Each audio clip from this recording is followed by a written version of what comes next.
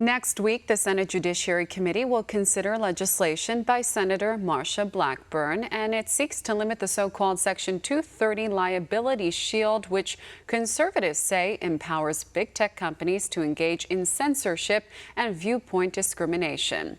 One America's John Hines caught up with Blackburn to learn more.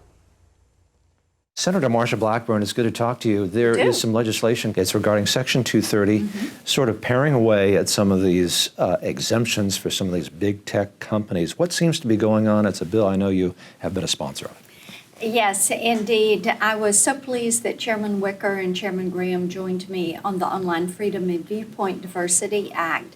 And this is the reforms for Section 230. It's an issue I started on legislation. I started on when I was in the House and chairman of Comms and Tech. I started saying Section 230 has kind of outlived its usefulness and that we needed to rein big tech in. Now, here's the reason you don't want to do totally away with 230. If you rip that liability shield away from all social media outlets or edge providers, as they are called, then you advantage, again, the big tech companies, because if they get sued for saying something or putting information up that is erroneous, they have a whole group of attorneys and buckets of money and they can go fight it. But if it is a new outlet that has a social media platform, then they don't have those resources to fight those lawsuits. So the goal is to remove the liability protection from big tech by being explicit in who can use it, when, and how it can be used. And then also to define what they can censor by taking away this nebulous language that says otherwise objectionable. That's what they're hiding behind. Hiding behind otherwise objectionable. And so the idea is to distinguish between smaller firms that may be starting out and the big firms which have a lot of power and obviously very prosperous. There was this New York Post article, Twitter banned it. It was Hunter Biden. It was just before the election. A lot of conservatives very concerned, feeling that could have influenced the election. Would this legislation you're talking about that you have authored, you've worked on, would this have perhaps change that outcome a little bit, change that situation so that it may not have been so asymmetrical? Yes, they're removing that asymmetrical nature from it and empowering big tech.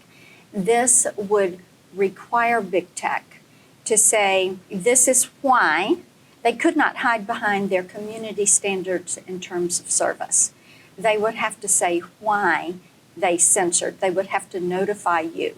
And when we take away that nebulous language of otherwise objectionable and we put in explicit language, things that are unlawful, things that would cause personal harm or incite terrorism. In this regard, New York Post, Twitter would have had to say specifically, we blocked this story because, and give you an explicit reason. They did not do that, of course, and just they censored because they didn't like the story. Which is, and there's this term, otherwise objectionable, and that's in quotations because apparently it's part of the statute. Is that correct? As it currently exists. So they can basically essentially suppress something because it comes under the guidelines of otherwise objectionable. That's right. Do you suppose, Senator, do you suppose that the big tech companies may have in some way influenced this election by their policies of viewpoint suppression in some situations?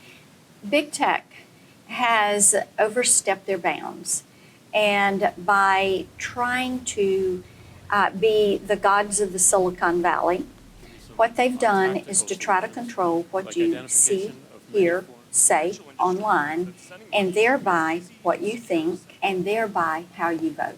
Senator Marsha Blackburn of Tennessee, thank you for joining us, a member of the Senate Judiciary Committee, on this important occasion. Thank you. Thank you. Want to see more videos like this? Visit OANN.com for immediate access to all the clips you've been waiting to see.